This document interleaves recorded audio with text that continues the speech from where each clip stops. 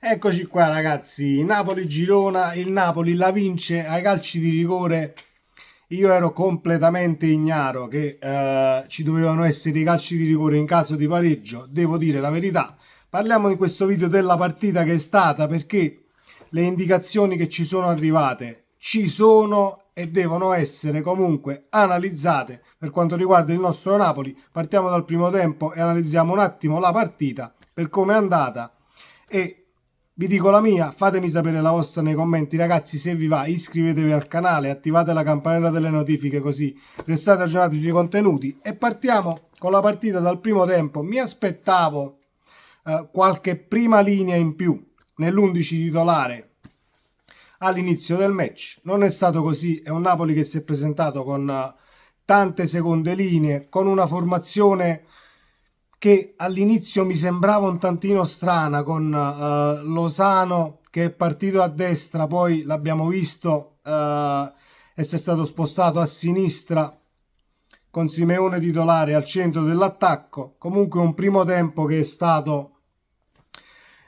orfano di occasioni, se non altro Ostigard ha sbagliato quel retropassaggio con la testa bassa, ovviamente con un retropassaggio che sbagli a centrocampo volendo servire il portiere 90 su 100 hai sempre l'attaccante, la punta centrale avversaria che comunque ti copre lo spazio e si va a prendere quel pallone.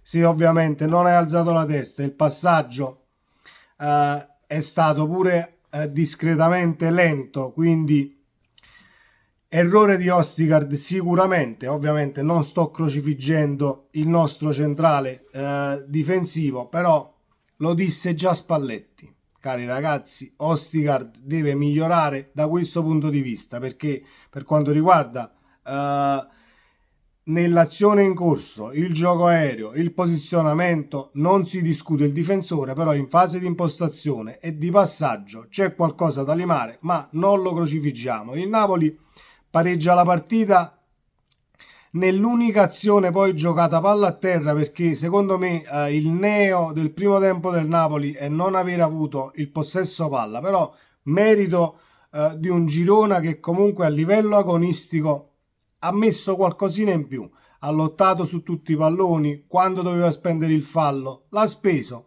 poi nella ripresa ci sono stati i cambi. Il primo ad uscire è stato Lozano, dal quale io devo dire mi sarei aspettato qualcosina in più, soprattutto quando è stato spostato nel primo tempo a sinistra, perché non dimentichiamo che quando abbiamo acquistato Lozano giocava sempre a sinistra nel ruolo poi che è diventato di Kvaratskhelia. Quindi mi intrigava un po' lo spostamento a sinistra per quanto riguarda il calciatore messicano. Ovviamente può darsi che siano pesate anche le voci di mercato, o pesano le voci di mercato su un'eventuale lucidità, dove pesa anche la condizione. Stiamo parlando di partite di allenamento, al di là dell'avversario che si va ad affrontare, perché anche se tu avessi affrontato un avversario blasonato, un Paris Saint-Germain, un Barcellona, eccetera, eccetera, eccetera, comunque devi andare ad analizzare la condizione delle due squadre, che può essere diversa. È un Napoli che sta mettendo benzina nelle gambe. Comunque poi sono entrati man mano tutti i titolari, e nel secondo tempo, anche prima dell'entrata in campo dei titolari, era un Napoli molto più quadrato. Nel primo tempo mi è piaciuto Zanoli per le sue discese sulla fascia. Non mi smentisce mai Zanoli. Zanoli, io più va avanti il calciomercato e più lo terrei a Napoli e abbandonerei la pista Faraoni. Ovviamente lo tieni a Napoli, lo devi far giocare di più, e lo farei giocare perché il calciatore merita.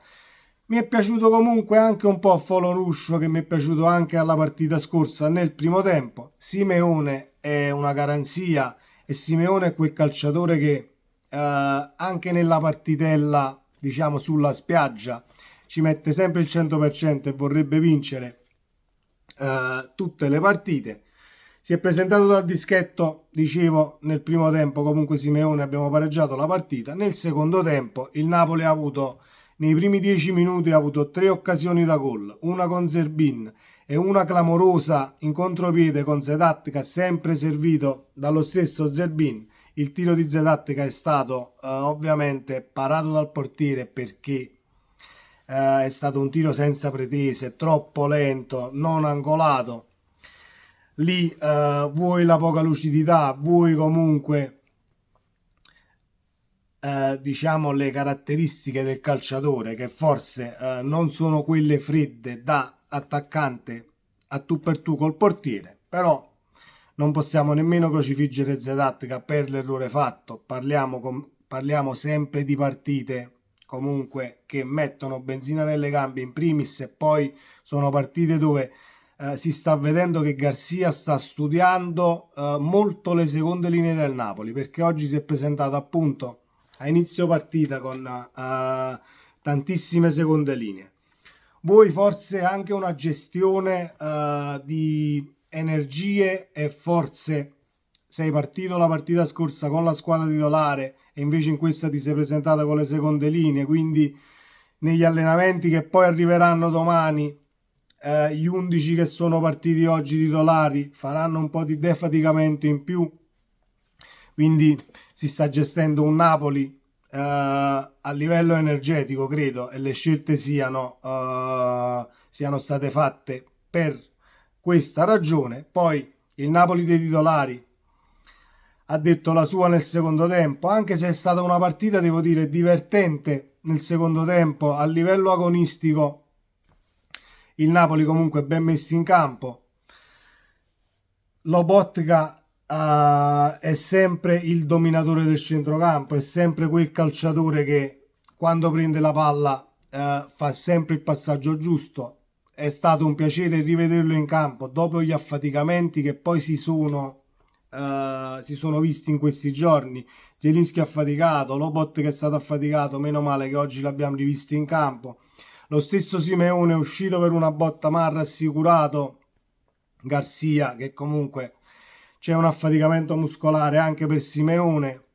Sono secondo me situazioni che vanno di pari passo con una preparazione estiva, però il campionato si avvicina, dobbiamo limare anche queste cose. È un Napoli che non mi è dispiaciuto ed è una partita che mi ha tenuto comunque attaccato allo schermo, diciamo attivamente, senza avere delle fasi di stallo. Anche se nel primo tempo, come ho detto prima, non ci sono state tantissime occasioni, perché al di là di un tiro parato da Collini e i 2 gol non c'è stato praticamente niente. Nel secondo tempo è stata una partita diversa. Meret ci ha salvato su un'occasione al 30° del secondo tempo, poi la partita è andata ai calci di rigore e Meret è salito in cattedra. 2 rigori parati, un Napoli che vince anche questa amichevole.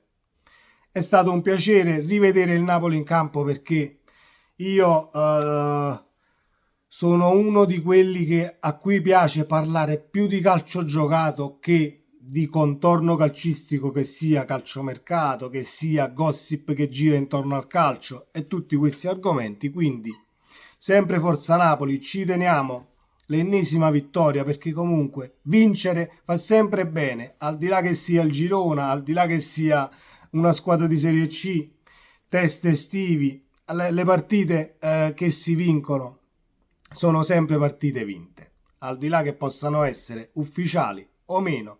Il Napoli va supportato sempre e comunque, cari ragazzi. Iscrivetevi al canale se non l'avete ancora fatto, sempre Forza Napoli, e ci vediamo nel prossimo video. Spero che questo video vi sia piaciuto e se vi è piaciuto un bel like.